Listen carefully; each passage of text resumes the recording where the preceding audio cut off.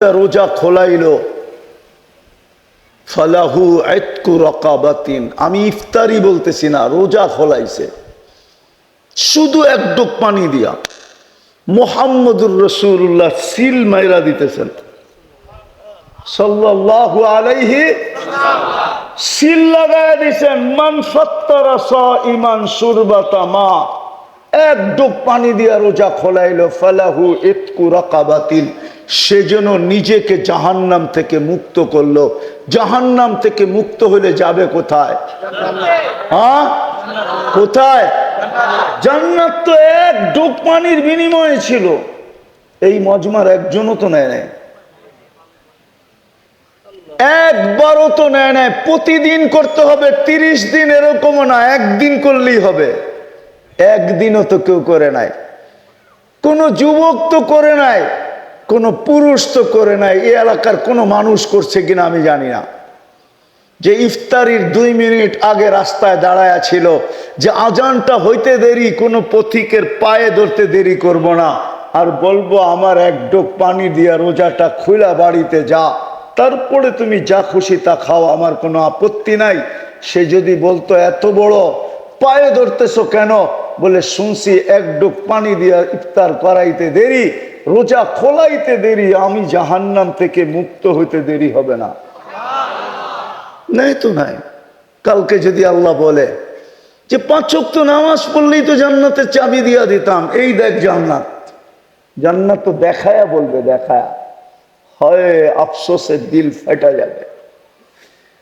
মৌত থাকলে মৌত হয়ে যেত, পলাশ বাড়ির মানুষ মৌত থাকলে মৌত হয়ে যেত দুঃখের ঠেলায়। আল্লাহ বলবে তুই তো নেস নাই, এইটা তো তোর জন্য বানাইছিলাম। ওরা আমাদের যে গান দেখায় বলবে হায় হায় হায়, এরকমও দেখায় বলবে এক ডোব পানির বিনিময়ে তো দিতে চেয়েছিলাম জান্নাত, নিলি তো না। আরেকটা দেখাই, রমজানের শেষ 10 দিনে 5 বেজর রাত্রে জাগলে হয় হয় 83 বৎসরের ইবাদতও মিলতো, জান্নাতের সার্টিফিকেটও মিলতো। কিন্তু 5 রাত্র তো, শেষ 5 রাত্র তো কেউ জাগে নাই।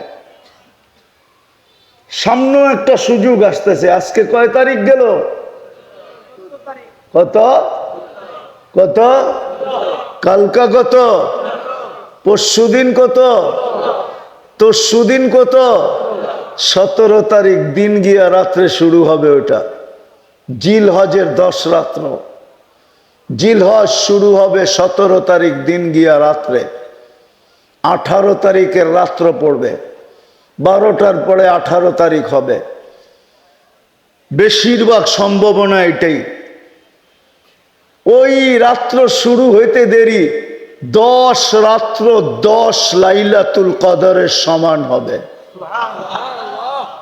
জিলহজের 10 রাত্র 10 লাইলাতুল কদরের।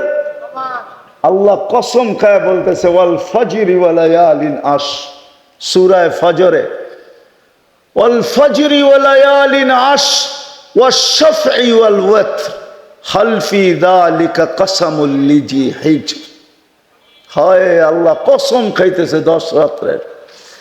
এই জন্য কিতাবে লেখছেন ইমাম বাইহাকি রহমতুল্লাহ আলাইহি হাদিস আনছেন যে এক রাত্র কসম খাওয়ার কারণ, আল্লাহকে যদি প্রশ্ন করি, আল্লাহ রমজানেই তো এক রাত্র 83 বৎসরের লাইলাতুল কদর দিলেন, আবার 1 মাসের 2 মাসের মাথায় আবার কেন দিলেন? আল্লাহ যেন আমাকে বলতে চাইতেছে তুই বুঝবি না, কেননা রমজানে আমার কিছু বান্দা ছিল, বন্ধুর উম্মত ছিল, উম্মতে মুহাম্মদী ছিল, যাদের সাথে আমার মোহাব্বত, যাদের সাথে আমার প্রেম, যাদের সাথে আমার প্রীতি, যাদের সাথে আমার ভালোবাসা, যাদের সাথে আমার স্নেহ, যাদের সাথে আমার মায়া, যাদের সাথে আমার মমতা। রমজান সিজন ছিল, ফ্যাক্টরি চলতে ছিল, মালিক কোনো সুযোগ দিতে ছিল না যে 24 ঘন্টা কাজ করতে হবে। দোকানদারেরও, মার্কেটওয়ালারও কর্মচারীকে সুযোগ দিতে ছিল না। রমজান কামারি মাস হিসাবে পয়সা কামানোর মাস হিসাবে এরা বেছা নিছিল। সারা রমজান ব্যস্ত ছিল, ওই রাত্রে ধরতে পারে নাই, ওই রাত্রে পচতে পারে নাই, ওই রাত্র নিতে পারে নাই। কিন্তু ওরা নিতে পারে নাই দেখা আমি কি ওদের সাথে খারাপ ব্যবহার করব, এটা হইতে পারে, এই জন্য আবার ওদের জন্য নিয়ে আসলাম। এক রাত্র ছিল, ধরতে পারলেও পারতো, নাও পারতো, না পারারই সম্ভাবনা বেশি। কেননা রাত্র কয়টা? কি জিনিস একটা হইলে ধরতে কি হয়? কষ্ট হয় না? আল্লাহ যেন মোহব্বতের ঢাইলা দিছেন আমাদের উপরে, দিয়া বলছেন একটা ধরতে যখন তোদের কষ্ট হইল 10 রাত্র দিয়া দিলাম, একটা তো ধরতে পারবি, একটা তো ধরতে পারবি। ওইখানে একটা ছিল বিদায় ধরা কঠিন ছিল। এটা তো 10 রাত্র। কয় রাত্র? কি একটা না একটা তো ধরা যাবে, ঠিক না? হায় ভালোবাসা দিছিলেন। ভালোবাসা দিলে কি হবে? আমাদের ভিতরে তো অনুভূতি নাই, থাকলে তো আমার প্রথম কথাই বুঝে আসতো, আপনাদের বিবেকের পর্দা খুলে যেত। বহুত মানুষের চোখ দিয়ে পানি চলে আসতো যে সত্য তো এটাই, আল্লাহ আমাকে দিল কি, দিতেছি কি, বিপরীতে আমি আল্লাহকে দিতেছি কি। কয়বার আমি আল্লাহ আল্লাহ বলতেছি? 24 ঘন্টায় তো একবার শুধু 5 ওয়াক্ত নামাজ ছিল আমার জন্য। রমজানে তো 1 মাস ছিল শুধু আমার জন্য। টাকা দিলে তো শুধু 2.5% ছিল আমার জন্য। ধনী হইলে তো জীবনে একবার ছিল শুধু মক্কায় যাওয়া, বেশি তো ছিল না। আমি শেষ জায়গায় এসে পড়ছি। চিন্তা করেন কালকে এই চেহারাটা দেখাবো কি করে?